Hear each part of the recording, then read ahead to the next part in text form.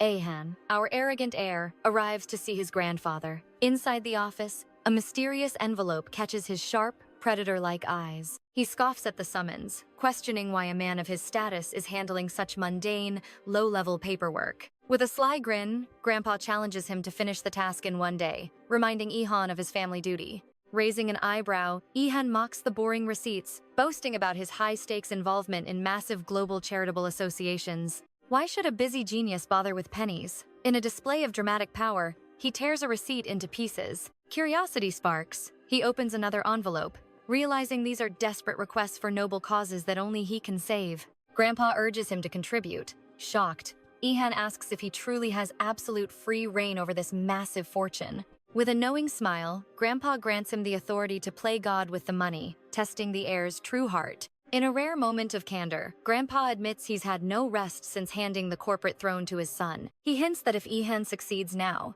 even more legendary responsibilities and absolute power will be his in the future. Eager to prove his dominance, Ihan vows to follow every command. Little does he know, a fateful encounter awaits him.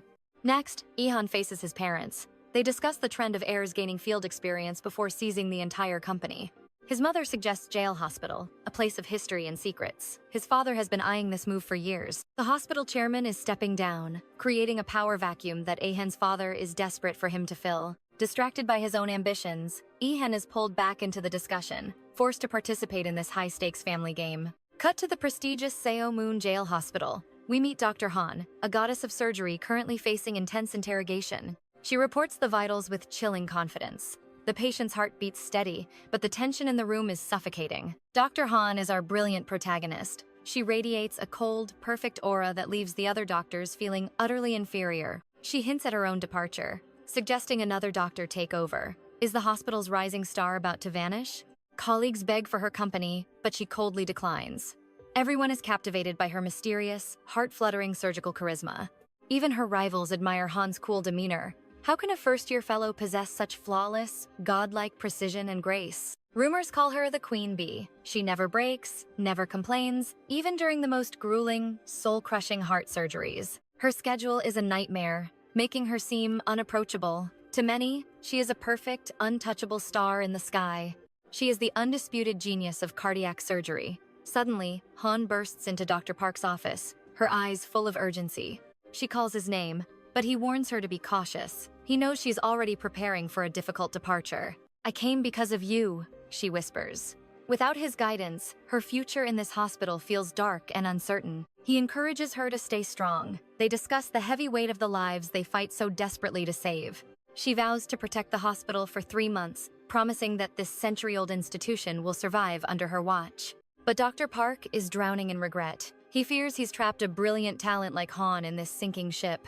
He blames his own selfishness for pulling her away from her prestigious past, feeling he's ruined her legendary career.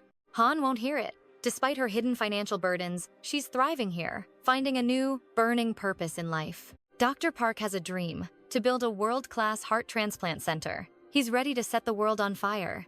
He plans to recruit the elite alumni. Then, he drops a bombshell. The group's cold-blooded eldest son is the chairman. It's Ihan. Word on the street says he's a heartless tyrant who cares only for profits, not for lives. Han, the voice of reason, tries to calm his nerves. She tells him to focus only on his own recovery.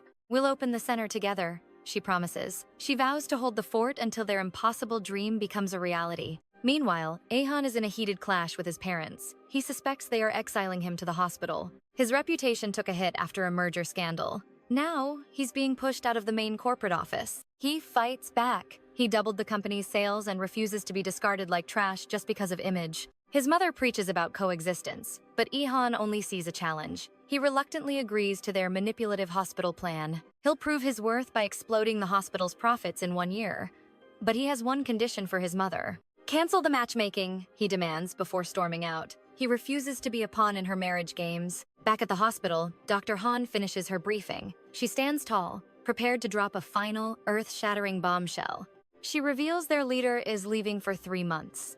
Then, she unveils her desperate, high-stakes dream for the center. She wants a transplant center, but there's no budget. With her debt mounting, she needs a miracle or a contract. With the chairman's health failing, Han desperately pushes for a budget plan to save her department's future. Her colleagues remain cold and skeptical, convinced it's pointless with a new ruthless chairman arriving soon. They believe only the legendary Dr. Park can lead them, as the tension-filled meeting quickly falls apart. A stinging warning rings out, "Stop dreaming of the heart center." Yet, Han hides her emotions behind silence. Only a few kind souls stay behind, their faces etched with worry for their lonely, struggling leader. She begs for just 3 months of patience until Dr. Park returns to reclaim their hospital's lost glory. But dark whispers of the new chairman's cruelty cast a shadow of dread over the entire medical staff. Han shrugs him off as just another spoiled heir, unaware of the storm brewing on the horizon. The insiders disagree. This man is no ordinary rich kid. He's a calculated predator from the motor group. He's just a man, she insists, trying to anchor her team's drifting spirits with false bravado. They see her as a beacon of light, yet inside, she's drowning in doubt and crushing responsibility. Dr. Park's voice echoes in her soul, igniting a fierce flame of conviction within her tired heart. She reminds them of their sacred oath, to build a sanctuary for those with failing, broken hearts. Together, they can defy fate. She never wanted this burden, but now she's the one holding the line. Still, curiosity flickers. Who is this mystery chairman that everyone fears like a monster from a myth? One doctor laughs nervously, claiming he isn't a beast, but something far more intimidating and magnetic. They describe an overwhelming aura that commands the room. Han just smirks, ready to face this human. Suddenly, a high-priority alarm shatters the peace. A life hangs by a thread, and duty calls instantly. She sprints toward the chaos, completely unaware that she's about to collide with her destiny, the new chairman. Hidden in the shadows, Ihan watches her blur past. That's no patient, he muses with cold curiosity. His secretary offers to dig up her records, but Ihan likes the frantic energy of his new kingdom. To him, a busy hospital is a goldmine. Meanwhile, Han arrives at a literal scene of carnage. A construction disaster has hit the headlines. 2 are dead, and more lives are slipping away fast. While others hesitate, she's the first to strike, her hands moving with the grace of a master surgeon. "Status! Consciousness!" she barks, cutting through the panic as vitals begin to flatline before her eyes. She demands a tracheoscopy immediately. They need air, and they need it now to survive this night. The lungs are the battlefield. If she can stabilize the breathing, she can win this war against death. She summons the team, but a cold interruption stops her. Rules are standing in the way of life. No family, no consent form, no surgery. But Han's eyes blaze with a defiant, life-saving fury. 2 doctors agree. "We move," she declares with a smile that could challenge the heavens themselves. Elsewhere, Chairman Ihan sits in his cold office, but he isn't alone. A small child watches him. The boy misses his grandfather, firing questions that pierce through Ihan's impenetrable, icy billionaire exterior. To comfort the child, the monster softens, his large hand gently ruffling the boy's hair in silence. Beneath the power lies a hidden warmth. The boy asks to play with the chairman's important papers. Rules are forgotten as Ihan surrenders to the child's innocence, granting him total freedom over his desk. Back in the trenches, Han fights another battle. Her colleague, Juno, is terrified of the hospital's politics. Juno refuses to sign off. The risk is too high, and the consequences could end their careers. He reminds her that Dr. Park isn't here to save her this time from her reckless heroism. He demands more consultations, but Han's resolve is ironclad. She won't let this patient die today. "It costs millions," Juno shouts. The debate rages on while a human life hangs in the balance. Then, she drops a bombshell. She has a secret weapon to cover the impossible medical debt. A mysterious foundation for foreign laborers is their golden ticket, and she knows the man in charge. Juno's jaw drops. Is she really connected to the elite Dr. Jang? The tide is finally turning. Han confirms it with a knowing look. This construction accident is exactly what the Foundation supports. Dr. Jang promised his help, and Han is ready to cash in every favor to save a life. Scalpels down. The impossible surgery was a success. Han immediately dials the legendary Dr. Jang. Good news travels fast. The deal is sealed. Han finally breathes. The weightlifting. She turns to her team. The elite university hospital has officially agreed to take over. Just one signature left. But Juno's gaze lingers, filled with a deep, unspoken worry. He's not just concerned about the patient. He's worried about Han's reckless, brilliant ambition. "My blade never slips," she declares, a chilling confidence that mirrors his own hidden fears. Why throw away a sparkling career? She could have been a queen among elite surgeons. The ghost of her potential haunts the room. Juno reaches into his coat, searching. A single lollipop. A sweet peace offering in this sterile, high-stakes medical prison. The great Han, hiding in this dump, he teases. The candy, a bittersweet irony. She strikes back, recalling his tearful rejection under a lonely streetlight years ago. A secret for a favor. The debt is paid, but the romantic tension remains. Chaos erupts. The new chairman is here, and he's looking for blood, or perhaps her. He's a predator on a tour. A king, claiming his new, fractured medical kingdom. Dr. Choi is shaking with excitement, but Han feels a cold, sudden shiver of dread. The rumors are terrifying. They say the new chairman is a beast in human skin. Stay away from him, she warns. Little does she know, fate is pulling her closer. It feels like a myth, a god descending into the desperate world of mere mortals. Capitalist magic at its finest. But the chairman isn't interested in boring, scripted hospital tours. Chairman Ko Ihan arrives, cold, calculating, and dangerously polite to the exhausted, trembling staff. The lineup begins. Their eyes meet. The world stops. She recognizes that piercing face. It's him, the man from the shadows. Her destiny is now tied to his power. She tries to flatter him, but he cuts through her lies like a sharp scalpel. "What are they saying about me?" he asks. His dark gaze is a trap. He's playing with his prey. She bows, promising to be the perfect, obedient little doctor. He sees right through her. The fake smile, the trembling hands, and the hidden agenda. A bombshell drops. The patient is gone. The miracle has turned into a total nightmare. Han tries to stay calm. She has no idea the storm is about to break. The patient vanished like a ghost. Dr. Yoon sprints, her heart hammering against her ribs. CCTV shows nothing but shadows. The security team is useless against a desperate, fleeing man. He took the clothes and vanished. He's escaped into the city's cold, unforgiving embrace. Han feels the world tilting. A fainting spell seems like the only sweet escape now. "Get it together," her colleague hisses. The police are their only hope for survival. Track the plate. Find the runner. He fled from a debt he couldn't possibly pay. If only he knew. The cost was covered, but his fear was simply too deep. He won't come back. Not to this cage of gold and sterile white walls. The news reaches the chairman's desk. A flicker of dark interest ignites in his eyes. A 10-hour surgery, a massive bill, and a doctor who risked everything for a ghost. The director stammers out the details. 10 hours of blood, sweat, and sheer, desperate madness. The chairman listens intently. His sharp mind pieces together the puzzle of the rogue doctor. Dr. Yoon Han. She's the spark. He wonders what kind of fire she'll start next. "How much will this cost us?" he asks, his voice like cold, velvet-wrapped steel. This isn't some elite university, but they play by the rules most of the time. No one does these surgeries here. No one except the legendary, veteran heads of staff. Yet a lowly fellow did the impossible. The chairman smiles. The hunt has finally begun. With a sharp gaze, the chairman asks if Dr. Yoon is truly close to the notorious Dr. Park. He admits Park's genius saved the hospital, making the previous administration turn a blind eye to his crimes. But he warns, never let Dr. Park build his own kingdom through a private surgical team within these walls. To crush her spirit, the director suggests harsh discipline, explaining that Dr. Yoon must be broken through public shame. She must submit a written apology and endure strict surveillance to ensure this rebellious spark never ignites again. Secretly, the director smirks, knowing the Sae-moon heir only cares about cold, hard profits and tangible results. A ruthless predator like him would never fund a losing heart center, especially one led by a noble doctor. He frames Dr. Yun as a bleeding heart fool, unaware he's just dangled the perfect bait before the chairman. Intrigued, Ihan decides to crash the 2 p.m. ceremony, eager to personally inspect this curious little medical martyr.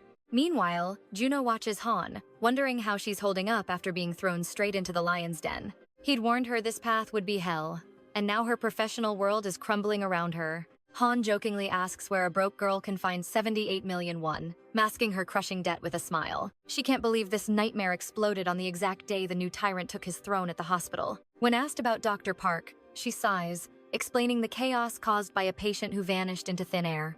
Even with her career on the line, Han's heart bleeds for the patient, a trait Juno finds dangerously beautiful. She's more worried about a stranger's life than her own survival, oblivious to the storm brewing above her.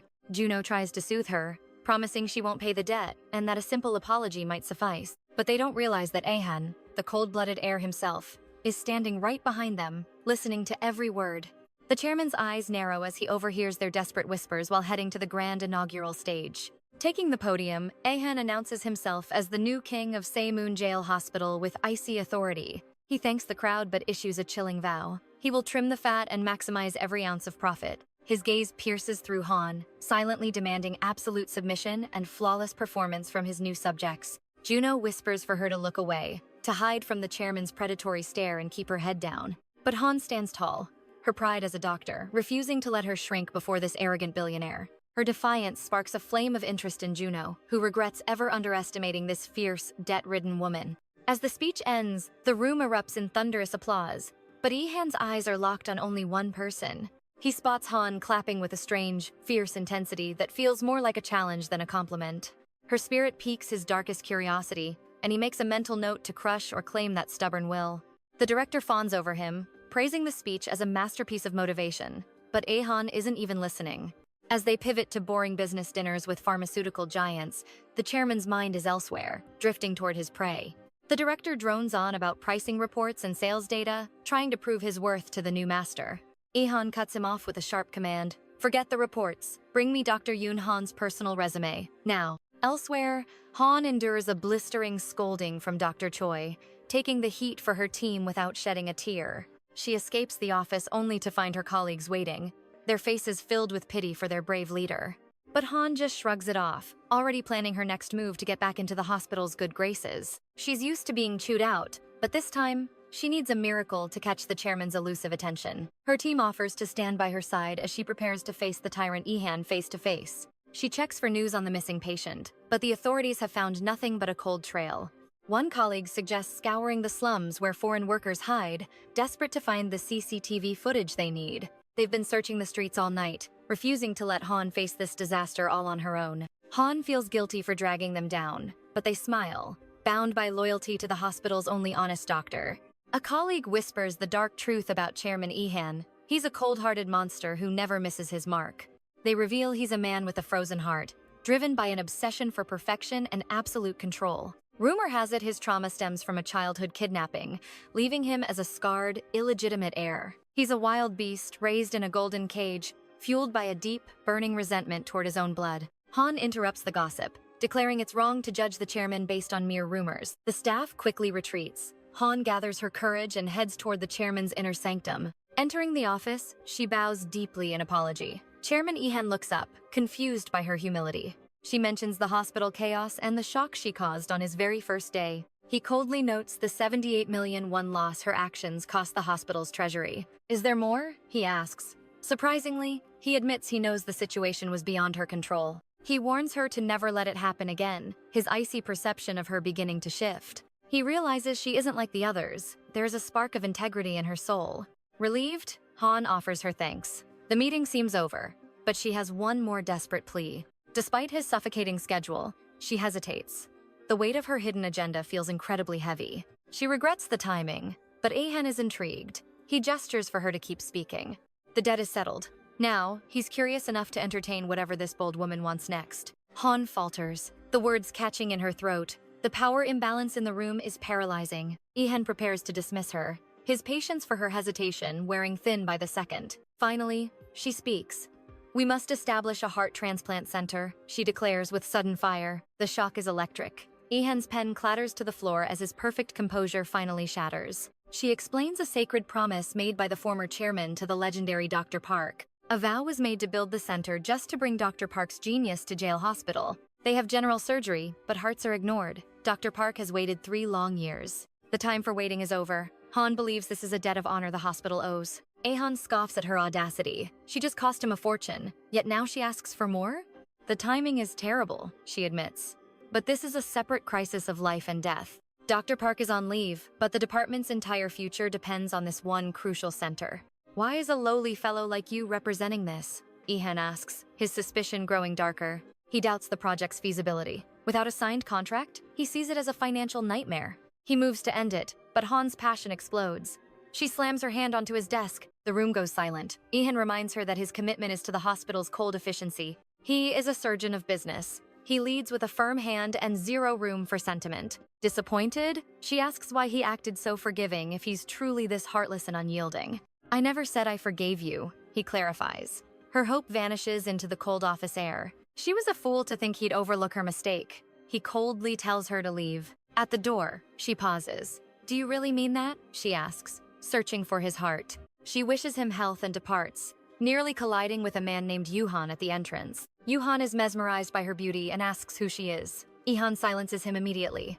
The chairman slides over a stack of cash, a bribe for Yoo-han to keep his mouth shut. Lee-han orders him out. On the way, Yoo-han spots her resume labeled shameless in bold ink. Later, Han is obsessed. She's frantically digging through her phone for any dirt on Chairman Lee-han. Her colleague Juno enters, eyes wide with curiosity at her intense and frantic digital investigation. She finds nothing. No scandals, no history, just a blank, perfect wall of corporate mystery. He's heartless, she fumes. Someone that cold must be hiding a very dark, secret past. He couldn't have appeared from nowhere. Juno tries to distract her with a sweet lollipop. She takes it with a sigh. The dream of the transplant center feels further away now. She confesses her doubt. Dealing with that man feels like hitting a wall of solid ice. Juno is puzzled. Did the chairman say something truly cruel to break her legendary spirit? Han snaps, asking if Juno thinks she's a failure too. He quickly offers more candy. He offers sweet encouragement, reminding her of the legendary solo surgeries she once performed with cold precision. Long before Oreo joined, Hain cracks a dark joke about Chairman Lee-han's mysterious internal composition. She jokes about finding vibranium batteries inside him, yet Juno remains utterly lost by her burning rage. Since the chairman never raised his voice, Juno cannot fathom why Hain's fury is reaching its boiling point. She snaps that silence is far worse than screaming, leaving Juno spiraling in total confusion about her goals. Demanding to know if she's quitting, Hain grips her candy like a weapon, eyes blazing with defiance. She declares a total war, swearing she will never retreat from this brutal hospital power struggle. Elsewhere, Lee-han apologizes for summoning a man who no longer serves as his personal shadow and secretary. But the young man bows, claiming it is his greatest glory to serve the cold chairman again. This loyal follower is Kong Kuti, a rising star within the elite ranks of the Seomoon group. He pledges absolute loyalty, promising to appear the moment the chairman commands, no matter the hour. When Lee-han asks about Dr. Park, Kong reveals the agreement was merely verbal, lacking any official legal seal. The hospital played favorites with the famous Dr. Park, even arranging his transfer to a prison ward. Kong notes that while corporations weigh every risk, hospitals seem to operate on a different, chaotic logic. In a world of rigid contracts, this medical facility chooses sentiment over strict business protocols. Lee-han is disgusted by this lack of order. As Kong explains, they simply act on personal affection. The chairman's eyes turn cold, resolved to tear down this outdated system and rebuild it in his image. Arriving at the clinic, Kong wonders why a titan like Lee-han is wasting his genius in this dump. He questions why Lee-han wasn't promoted to the throne at headquarters instead of rotting in this ward. He urges Lee-han to confront his father, insisting he belongs at the peak, not stuck in a hospital. Why would the great chairman exile his own son to such an irrelevant medical backwater? Lee-han cuts him off with a chilling gaze, revealing this hospital holds a secret connection to him. As they plot their next move, fate intervenes when they suddenly cross paths with the fiery Hain. Lee-han tries to dismiss her, claiming their business is finished, but Hain's spirit is far from broken. She stares him down, declaring their true battle has only just begun with no end in sight. She demands they step outside, but Lee-han coolly invites her into his private domain instead. Meanwhile, the chairman's mother finds peace among her flowers, until her wild son Yoo-han bursts in. A sudden shock causes a tragic accident, crushing a rare bloom and shattering her momentary tranquility. She sighs, confessing that these fragile petals are her only escape from her chaotic family life. Yoo-han scoffs, reminding her that she has two powerful sons to provide her with all the comfort she needs. She scolds him, lamenting her fate of raising one greedy wolf and one reckless spendthrift. With a heavy heart, she wishes she had a gentle daughter instead of these troublesome men. Even her younger son, who masks his pain with smiles, manages to drain her patience every single day. Yoo-han tries to compete with his brother, offering massages that Lee-han would never dream of giving. She rejects him instantly, joking that his touch is more terrifying than any physical ailment she has. Despite the banter, his presence brings a spark of joy, proving the youngest is always the most charming. Suddenly, the mood shifts as Yoo-han playfully begs for cash, testing his mother's dwindling patience. She slaps his hand away, ordering the spoiled heir to return to his studies immediately. He pouts, claiming the family's cutest member deserves better, until a sudden phone call cuts him off. As she answers, Yoo-han casually drops a bomb about his recent visit to the hospital to see Lee-han. The moment he mentions Lee-han is seeing a mysterious woman, the mother hangs up in total shock. She demands the truth, but Yoo-han smirks, teasing her as he pretends to rush off to school. Desperate for gossip, she begs him to stay and describe the woman who captured Lee-han's frozen heart. She fears another business arrangement, but Yuhan hints this connection is far more personal and intense. He reveals the ultimate shocker. The cold-blooded chairman has already given this lady a special nickname. His younger brother was deep in a secret talk with a mysterious lady. Their mother froze, shaken by the unexpected revelation. She demanded proof, but Yuhan insisted it was real. Now she wanted every detail about Ihan and his secret woman. Every word about their nickname left her breathless. Meanwhile, the tension in the chairman's office reached a boiling point. Yuhan offered a glass of water to calm her nerves. Inside the office, Chairman Go watched the power struggle unfold. The atmosphere was heavy as Ihan stood his ground. He refused to budge on the heart transplant center project. Han remained calm, though her heart raced. She asked if his refusal was purely business or deeply personal. Ahan's gaze was cold as he admitted it was both. A project this massive required absolute trust in those leading it. He explained the staggering costs and years of dedication required. He wouldn't gamble resources on someone he couldn't trust, though he acknowledged her brilliant talent and bright future. He couldn't grasp her obsession with this specific cause. He questioned her motives, unable to see her true heart. To him, this was just an inefficient use of power. His only goal was to build the most efficient workplace in Korea, but Han was about to shatter his cold logic. "I will pay it back," she interrupted, her voice steady. 78 million won. Ahan froze, completely caught off guard. She repeated her vow to reimburse every single cent. She turned to the chairman, her eyes burning with newfound resolve. She challenged him to settle their personal issues first. If money was the barrier, she would tear it down. "If the debt is cleared, will you reconsider the center?" she asked. A high-stakes gamble for a dream she couldn't lose. Ahan let out a dry laugh, thinking it was a joke. How could a debt-ridden doctor find such a massive sum? But Han wasn't laughing. She was dead serious. She was ready to sacrifice everything she had worked for. Intrigued, Ihan wondered why she'd throw away her life savings. What could drive a person to such desperate lengths? For her, the transplant center was more than just a building. It was her soul's mission, her personal vow to save lives. She begged him to just keep the door open. Even if it wasn't today, she needed a glimmer of hope. Their heavy silence was broken by the sharp ring of a phone. Ihan glanced at the screen but chose to ignore it. He signaled for her to stay, but the tension was too high. Han sensed the call was urgent and prepared to leave. She promised to continue their battle later and stepped out. Alone at last, Ihan finally answered his persistent mother. His mother's voice was playful, teasing him about his happy tone. Ihan tried to play it cool, but she knew better. She sensed something special was happening in his cold heart. She even joked about him meeting a woman for a date.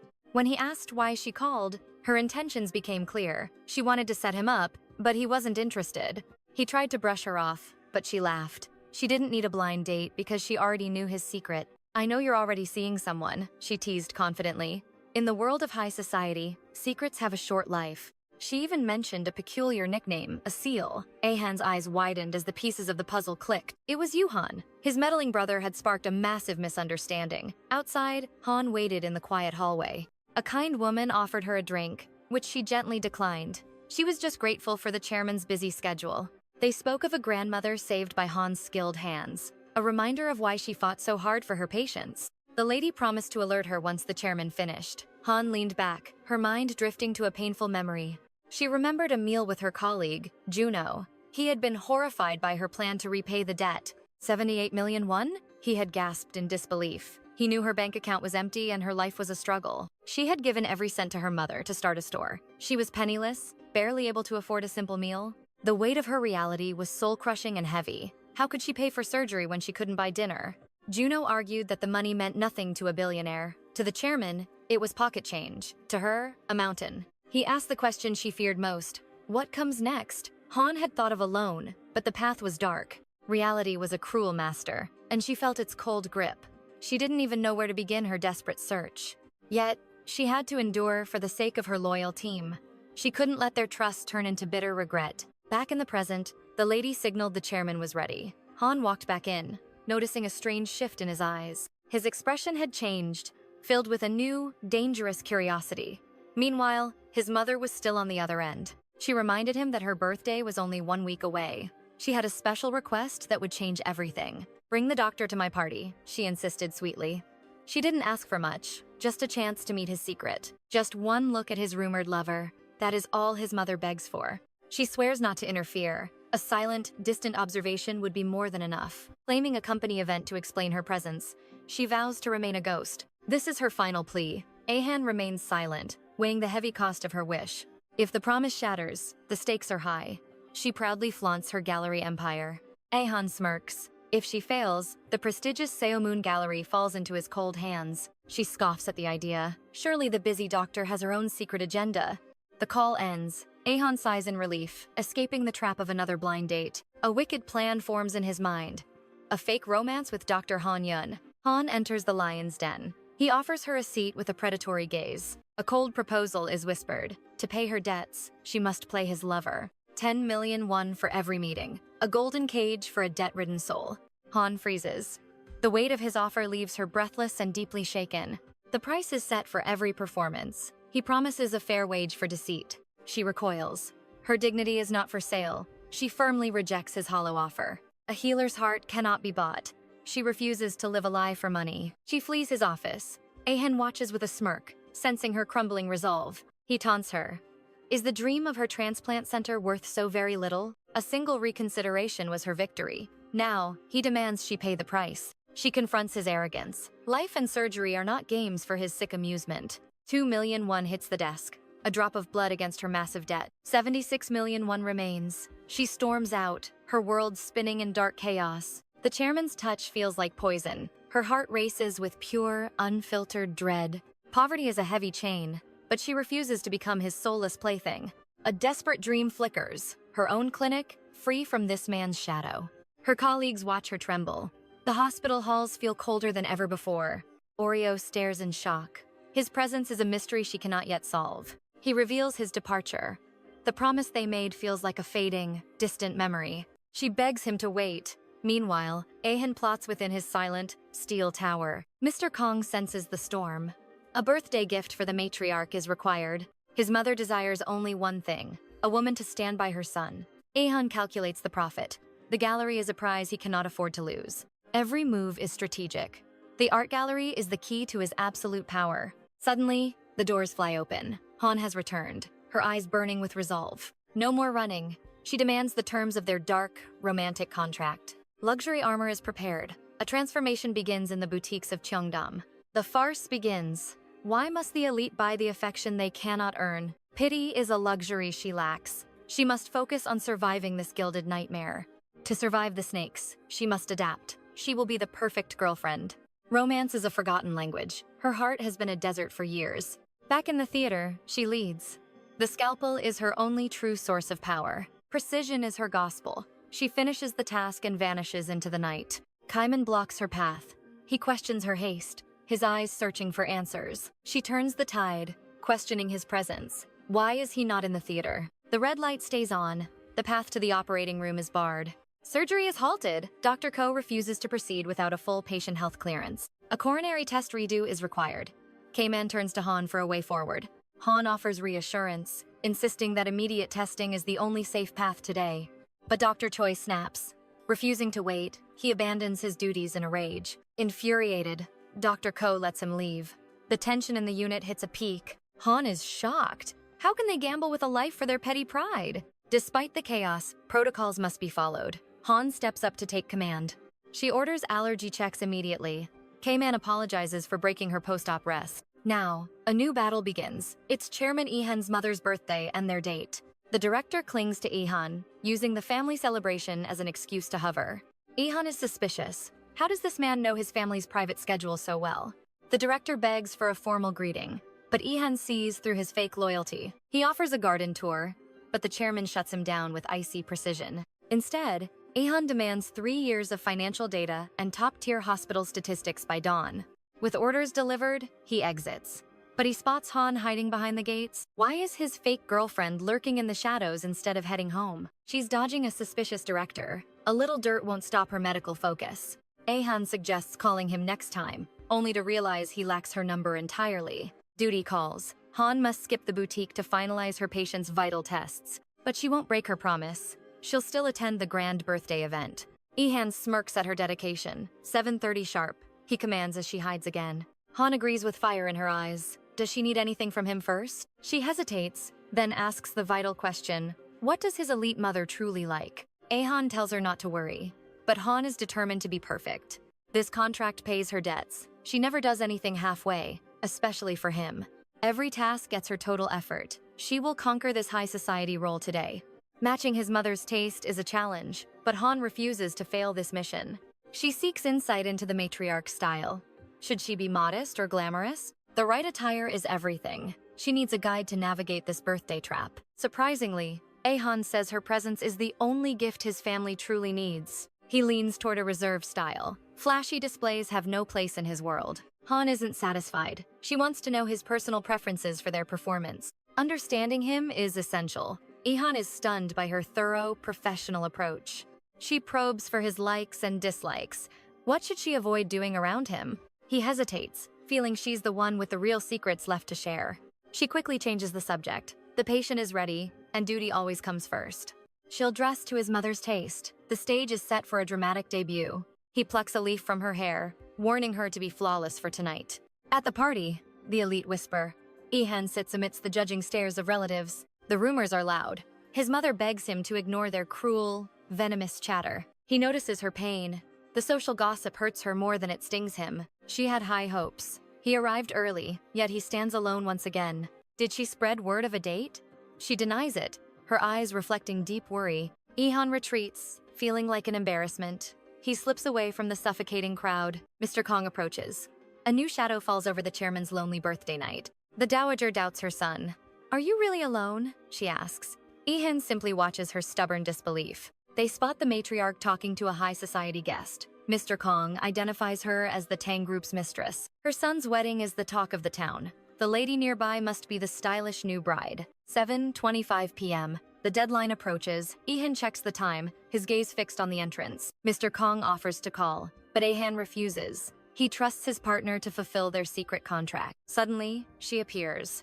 A vision of elegance. Han descends to meet her as his mother rushes forward. Introductions are swift. Han charms the matriarch with a graceful thank you for the exclusive invitation. The mother is stunned. Is this truly his girlfriend? Han plays the role with breathtaking precision. "Sorry for the wait, honey." Han's apology is perfect. Seeing them together melts the mother's cold heart. Their hands intertwine. This fake intimacy leaves the dowager visibly shaken and moved. Why the sudden research? Han admits she tailored her reserved image specifically to please his mother. She seeks his approval. This effort protects his name and ensures their deal remains flawlessly profitable. Han marvels at her focus. "Are you always this thorough?" He brushes aside her calculated explanations. "Money isn't free," she counters. She admits her medical error, but defends her unwavering professional integrity. She never wastes a cent. When she accepts a task, she takes absolute and total responsibility. When did she even prepare? Han reveals 5 years of managing complex affairs for 13 elite professors. From galas to retirements, she has seen it all. The queen of events is never caught off guard. She jokingly offers her skills for any future crisis. Birthdays or funerals, she can manage them all. With a polished smile, she'll take any job to crush the debt haunting her every step. "I could have done better." She sighs, mentioning the grueling hours spent in the operating room. Han is floored. When did she even eat? Her casual "I didn't" sparks a flicker of worry. Drinking on an empty stomach? He's genuinely alarmed. After a long shift, it's a dangerous game. She laughs it off. Her tolerance is high. No matter the alcohol, she will stay professional. Han apologizes for the past. That money-throwing incident was a clumsy mistake, not a planned insult. It was meant to be a polite gesture. Sometimes, she sighs, life just goes off script. Han nods in agreement. Fate is a fickle thing. He leaves her briefly, confident in her acting. He worries for her, yet knows she's ready for any interrogation his mother might launch. Alone with her drink, the dowager approaches. It's time for a formal, private introduction. Han turns with a smile. The professional facade softens into a warm, respectful birthday greeting. The mother is overcome. Having Han here is the greatest gift she has ever received. Han offers her wishes. The mother admits she never expected her son to bring anyone. Han feels bad for the lack of a physical gift. But the mother insists her presence is everything. Then, she says it. Han, the intimate name sends a shockwave through the mother's heart. Tears fill her eyes. That simple word bridges a gap that has existed for years. Sniffling, she confesses she never dreamed of seeing such warmth from her stoic son. She recalls his birth. Even in the womb, he was unnervingly still. She thought he'd be a girl. He's always been cold, silent and distant. This relationship is a miracle she never expected. She regrets her initial distance. The crowd was too large. Now, she wants a deeper connection. Gripping Han's hand, she pulls her away. Let's find a quiet place, she insists with a smile. Ihan returns to see his fake girlfriend captured. He questions her ability to follow any command. You only wanted to see her, he protests. But his mother is smitten. The game has changed. She regrets the cold greeting. The crowd was just too big. Now, she wants a moment of truth. Taking Han's hand firmly, she leads her away. Let's find somewhere quiet, she whispers with a smile. Ihan re-enters the scene. He questions her blind obedience. Will you follow just anyone? He asks. He reminds his mother of her original request. But as they head in, the game feels all too real. Over a quiet meal, the chairman's gaze softens. Call me Ihan, he commands, shedding his icy corporate persona. Han freezes, heart racing. She never expected this cold-blooded billionaire to show even a flicker of genuine warmth. Ihan smirks, his voice dripping with dark charm. Tell me, doctor, what kind of monster did you imagine me to be? He offers a seat in the lavish dining hall, but Han declines. Luxury feels like a cage she isn't ready for. I prefer standing, she admits. Her life is spent in the trenches of the hospital, not lounging in velvet chairs. The operating room has made her restless. She eats like a soldier, always ready for the next life or death emergency. Ahan's eyes narrow with intrigue. Do you truly live every second on the edge, even when you're with me? Only on pork cutlet day, she jokes. He leans in, voice low. Relax, I'm not your patient, and you're not on duty. For a fleeting moment, Han wonders if this debt-ridden nightmare might actually have a silver lining. But reality hits hard. She recalls rejecting Oreo and Juno men who wanted her heart, not just a contract. She planned to date after clearing her debts, unaware that a predator had already marked her as his prey. Ahan Luyo, a wolf in a bespoke suit, and she has just stepped right into his gilded trap. Here is the schedule, Han says, sliding a cold, calculated plan across the table. Business before pleasure. Ihan is captivated by her boldness. Most people tremble before him, but she treats their fake romance like surgery. 10 million won for today, she states. That leaves 66 million until I am finally free from your grip. 6 more meetings. 6 more scripted encounters. Then, this forced proximity with the chairman will finally be over. For the first 3 dates, we play the part of a couple madly in love, she explains professionally. By the 4th, we let the tension explode. A public clash of personalities to justify our inevitable breakup. Ihan chuckles, genuinely impressed. He hadn't realized his contract bride was such a brilliant, cold-hearted strategist. What did my mother tell you? He asks, his tone turning sharp. He knows the Vipers in his family well. She always has a hidden agenda, he warns. Don't hold back. In this world, you strike first or get crushed. As he reveals the dark secrets of his upbringing, Han sees the cracks in his perfect, powerful facade. Did she actually give birth to you? Han blurs out, her shock shattering the quiet elegance of the room. She quickly covers her mouth. I'm sorry, that was incredibly rude. I shouldn't listen to those dark rumors. Ahan doesn't flinch. Don't apologize. Some days, even I find it hard to believe we share the same blood. They clink glasses in a silent pact. The wine is expensive, but the taste of their shared reality is bitter. Suddenly, Mr. Kong enters. Does my mother want more information on Han? Ahan asks, his voice like steel. She's fascinated, Kong confirms. She wants you both at the Moon Gallery's grand opening next week? The chairman accepts the invitation instantly. The game is escalating, and the stage is set for their grandest performance. Did she check Han's hospital schedule? Ahan asks, knowing his mother uses illnesses as a weapon for control. She fakes ailments to manipulate doctors. He scoffs. She'll use your specialty against you if you let her. Meet her as a powerful gallery owner, not a patient. Control the power imbalance before she tries to break you. Han nods, feeling a strange sense of kinship with this man outside the sterile walls of the hospital. She raises her glass to the secretary, a friendly smile breaking through her professional mask. Can I call you Mr. Kong? She asks, her warmth catching the chairman off guard as he watches them. Ihan stares, wondering if that genuine smile is something he can ever win for himself.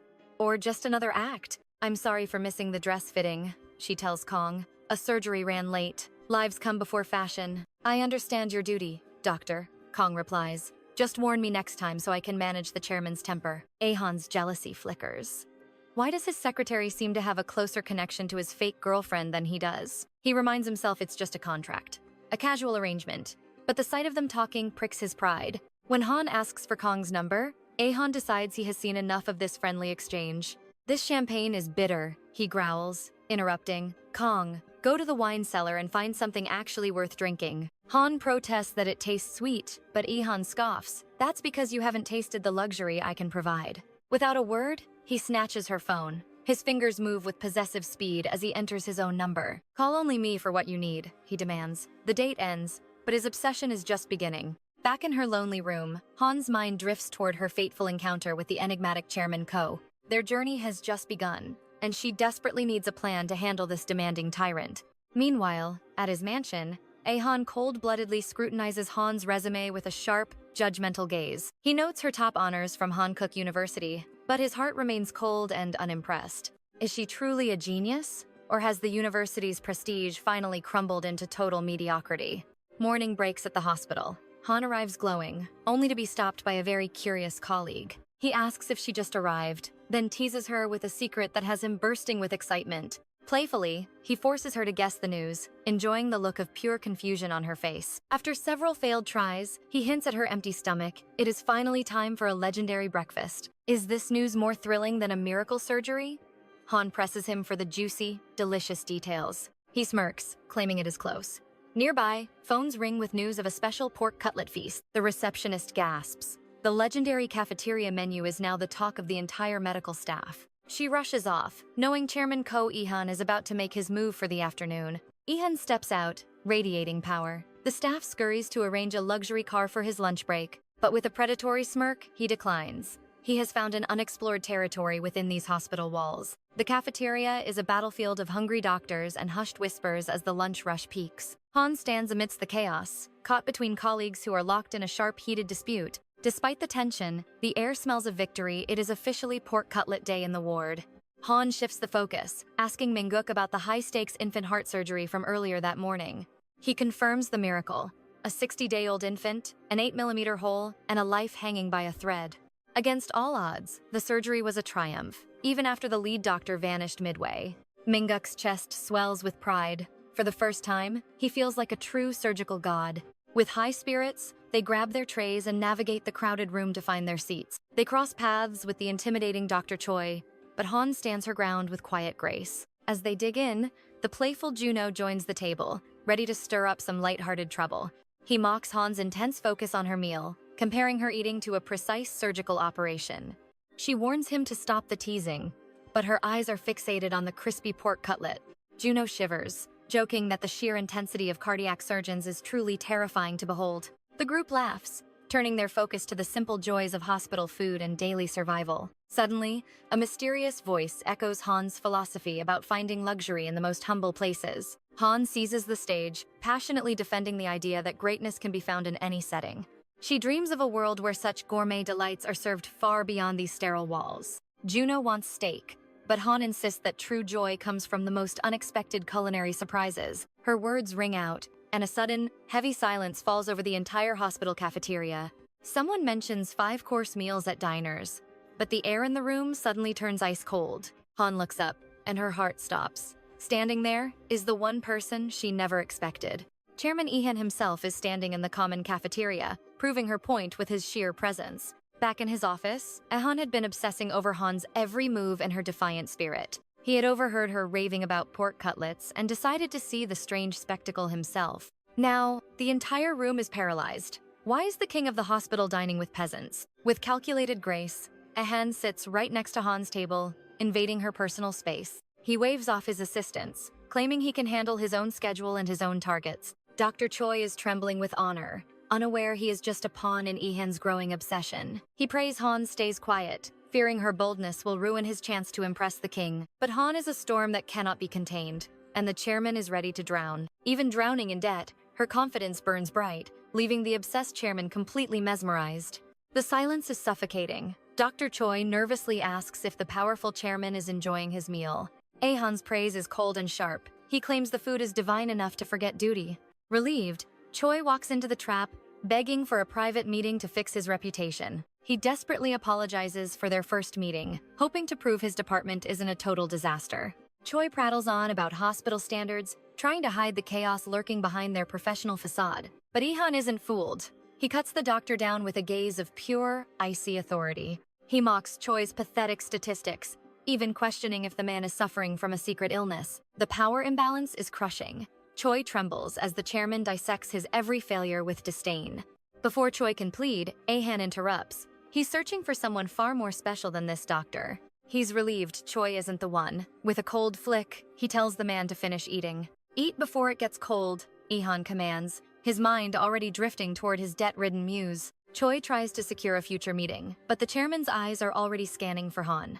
Reach out whenever, Ihan says, a hollow promise meant to keep the doctor in his place. He tells Choi to call for any reason, but the true target of his words is listening. Choi has no number. Ihan smirks, delivering a loud, public hint meant only for Han's ears. Only those with my private number should call, he declares, setting a trap for his girl. Ihan prowls the garden, certain she's hiding nearby. He knows she loves these secret, forbidden corners. Suddenly, Han lunges from the shadows, grabbing him with a desperate, heart-racing urgency. Hide quickly, she gasps. But the chairman is unbothered. He owns every inch of this hospital. Nowhere is off limits to him. Han knows he's untouchable, but her own life is on the line. If they're caught, she's finished. She reminds him of the promise to keep their relationship hidden. She's desperate to survive here. She begs him to honor their secret contract and stay away. Why risk coming to the cafeteria? Was it just to flaunt his power over her again? Ihan counters with a piercing stare. Was that really the only reason she wanted to meet? She won't run from her debt, but she won't tolerate these dangerous, surprise visits anymore. He watched her work all night. If she's so diligent, why does she let Choi bully her? He demands to know why she stays silent. Is she truly that resigned to her fate? Choi is a tyrant, she explains. No amount of fighting will ever change his biased opinion. Some minds are closed forever. She'd rather save her strength for the mountain of debt. She knows Choi is only targeting her because he senses the chairman's mysterious favor. Why is the chairman in such a foul mood? Why waste energy being so sharp and edgy? Ihan freezes. Is his irritation because she hasn't called? The realization hits him like a storm. It's definitely her. This debt-ridden girl is the only one who can rattle his composure. He masks his frustration, asking why she intended to call him in the first place. It's about the gallery date. Their next fake meeting is at a place owned by his mother. With no crowds to hide in, his mother will surely interrogate her with terrifying precision. What will they say? How does a penniless nurse explain her bond with a cold billionaire? Ihan falls silent, his brow furrowing as the complexity of their lie finally sinks in. Han offers two versions, a simple lie or a dramatic, clandestine tale of forbidden obsession. She asks for his preference, already sensing that the chairman might want something more intense. Curious, he asks for the secret version. He wants to hear how she views their love. You saw me and couldn't look away, she teases. A CEO completely captivated by a nurse. She describes an obsession so deep it ruins his work, a man willing to do anything for her. He stops her in disbelief. Does she really believe he'd fall that hard for someone like her? Colleagues are whispering in the cafeteria. Where could their hardworking friend have vanished to? She didn't even finish her favorite cutlets. Her mind seems trapped in a strange world. They wonder if the runaway patient rattled her. Something is clearly weighing heavy on her soul. Usually, she is a pillar of unshakable strength. But this emotional shift feels deeper than usual. Ihan asks if his cold behavior changed her. She insists he was just a hypothetical example. He wonders if that is why she's gone silent. She is actually calculating how to earn his trust. Her focus is matching the chairman's strict tastes. She must prove herself as a reliable partner. Once her massive debt is finally settled, she will show him that her worth is truly immeasurable. She pulls out the secret contract right now, but the chairman refuses to even look yet. Ihan mentions his afternoon plans and leaves, but she stops him from making his escape. You still owe 66 million won, she cries, subtracting 10 million for his mother's birthday gift. She needs his signature to finalize the deal, but he departs before she can say more. Later, Ihan dissects her daring contract in private. It is decent, but it needs several major revisions. He is glad he did not mock her in person. This little cat-and-mouse game is becoming quite intriguing. Suddenly, Secretary Kong calls with an urgent update. It is time to escort the chairman to the gallery. The secretary is calling to confirm the arrangement. They will be accompanying the chairman very shortly. Ihan initially dismisses the need for any backup, but rumors of his notorious aunt have surfaced. She is flying from America to attend the event. Will his mother and aunt both be present? Ihan assures him that everything will be fine. His aunt has 3 marriages and endless scandals. She constantly pressures him to finally get married. Secretary Kong suspects her motives are quite dark. She is coming specifically to meet the mysterious Ha-eun. This encounter will be a challenge for her. He offers to accompany them for protection. Make sure our outfits are flawless, Ihan orders. Secretary Kong senses a familiar, icy chill. Not since their first meeting has it felt so cold. The aunt never lets anything go easily. Her instincts for finding secrets are truly legendary. She has earned a reputation as a convenience finder. No secret is safe from her prying eyes. She once flooded him with endless blind dates, firmly believing his soulmate was just a transaction away. They arrive to find Ha-eun already waiting there. She is radiant, greeting the guests with a smile. He recalls her worrying about her outfit earlier. She has clearly taken this luxury role very seriously. They finally arrive and Ihan turns to Kong. He asks if today will be another circus. The birthday party was for the whole company, but tonight is for their closest acquaintances only. Only the inner social circle is invited tonight. This is where the real power plays happen. His mother's elite friends and children are watching. Will Ha-eun be comfortable in this snake pit? She says she will be fine and spots him. She just arrived and greeted a few people. Nobody has tried to peel back her secrets. She is relieved that no drama has started yet. She was terrified of those classic TV tropes, expecting a glass of water to the face. At these parties, the rich tear others apart, digging into backgrounds to find any hidden flaws. He is surprised by her strange television logic. He asks what kind of dramas she is watching. She claims she is not the viewer herself. Everyone has been surprisingly welcoming so far today. He reaches out and takes her small hand. They are only nice because of my name, he warns. Then, he warns her about his brother, Kon, a man she must be extremely cautious of. She can barely remember his face from before, seeing him only once during his hospital visit. Ihan says that is probably for the best. She urges him to explain his brother's nature. He interrupts, saying she will find out soon. Getting close to him only leads to trouble. If you encounter him, you must avoid him. Do not engage with him at all costs. Do not answer him. And never, ever smile. Ha-eun agrees, sensing the impending family storm. Desperate to distance herself from Ihan, she wishes he had been honest from the start. Her heart races as her anxiety peaks. She meticulously plans every detail like a high-stakes K-drama scene. To her shock, the plan flows flawlessly. Ihan secretly hopes this perfect facade continues. Life is unpredictable, he warns, but she will soon face truth. His mother is arriving shortly. He warns her not to overplay her role today. How do I know if I am overacting? She asks. He offers a simple solution. Just mirror our last date, he whispers. Then, his mother enters with a guess. Who is she? Han wonders, noting the lady's striking resemblance to the family. This is exactly the person you expected, he smirked. Though he missed her drama, he is certain this guest fits her vision. He leans in close with a teasing offer for a treat. Meanwhile, his aunt whispers doubts to his mother. Is Ihan lying? She claims his mother barely knows her own son. But she remembers Han from the party. His aunt is sure he is just monitoring the situation to protect his web of lies. She is ready to strike if needed. Why speak ill of him? Mother asks. The aunt recalls Ihan's icy past behavior. He was always harsh with my dates, she says. With her 3 marriages, she claims she can spot a fake couple instantly. His mother grows anxious and begs her to watch them closely. She needs to know if this is serious. As they approach, the aunt senses something different about Ihan. This is not him. He greets her warmly, shocking her. I see you are same as ever, he smiles. She stares at him. Despite his annoying attitude, his handsome face is undeniable fact. Han introduces herself. Meanwhile, at the hospital, Juno tells Oreo that Han is gone. She has plans, Juno says. Oreo tries to dig deeper into her secret meeting. Focus on your own class, Juno snaps. But Oreo knows they cannot just ignore this. Back at the gallery, the aunt introduces herself. Han says she has heard much. You two look so alike, Han smiles. Aunt Hyen gazes at them, impressed. My nephew found a good one, she thinks. How did you two actually meet? He came to the hospital as a patient. Han lies smoothly. We exchanged numbers. Why that hospital specifically? The aunt probes, asking about Han's medical department there. I am a cardiac surgeon, Han replies. The aunt thinks she has caught her, but Han quickly adds that he was there seeking help for his mother. He claimed his mother had heart arrhythmia. He was terrified of her family history. He calls her constantly, she claims. Han noticed the mother's subtle heart palpitations.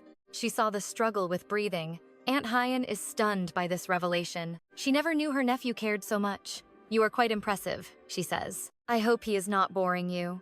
He is usually not the affectionate type. He is just a man of few words, Han defends. Ahan finishes her sentence before she stumbles. He pulls his fake girlfriend close, radiating cool confidence. I am sure they don't mind some PDA, he says. The aunt remains skeptical. Han escapes to the restroom, her mind racing with thoughts of Ahan's bonus. She is glowing with happiness. Aunt Hyen is sharp, like a female Ihan. I handled that curveball well, she thinks. She recalls his arm around her. Do not be fazed, she tells herself. His confidence was just an act. The contract is far from over. As she leaves, she meets a mysterious lady. Meanwhile, the aunt confronts Ahan. Stop this act, but he stands his ground. Ahan plays the devoted lover, but his aunt drops a bombshell about a secret bet with his mother. He feigns total ignorance, yet she insists their interference is merely for his own benefit. Claiming family duty, she warns that his cold distance might leave him desperate for her help later. She mocks him for not parading Han like royalty, but he maintains she's an independent woman. He argues she's a capable adult, yet he can't help but wonder why she's taking so long. His aunt sneers at the room, filled with vultures living off the scraps of his family wealth. She warns of those who despise him, hinting that innocent Han is now a prime target. When he asks why her, his aunt counters, how many enemies has he made in his climb? He contemplates the danger for a brief moment before rushing off to find his missing bride. Back at the hospital, the nurses gossip about Han's absence, relieved she's finally taking time off. Amidst the whispers, the handsome Dr. Juno arrives, sensing that something is terribly wrong with Han. They downplay the situation, but can't help mentioning how Han was dressed to kill today. They assume she's on a secret date with Juno himself, leaving the doctor completely baffled. Where could she have gone? Meanwhile, a high society shark spots Han and moves in for the kill. It's the heiress of Wan Bank. Suddenly, a swarm of elite socialites surrounds Han like hungry wolves. They fire pointed questions to break her spirit, hoping to unsettle the girl from the wrong side. But Han remains unfazed, proudly declaring that her parents run a humble store outside of Seoul.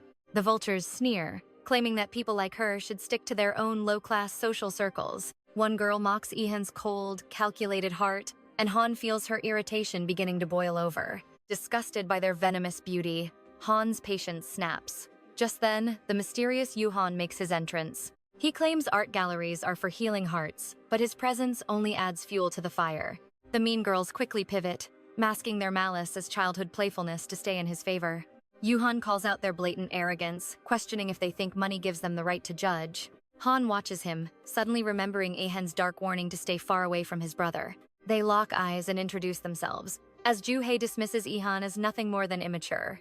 Han's cold response leaves no room for doubt. She has no respect for their elitist games. She stands her ground with confidence, proving her worth comes from skill, not a family name. Enraged, the girl raises her hand to strike, but her glasses shatter against the cold floor. The drama is just heating up. If you want the next chapter, drop a Han in the comments. Like, share, and subscribe so you don't miss the next heart-pounding update. Thanks for watching. Ciao.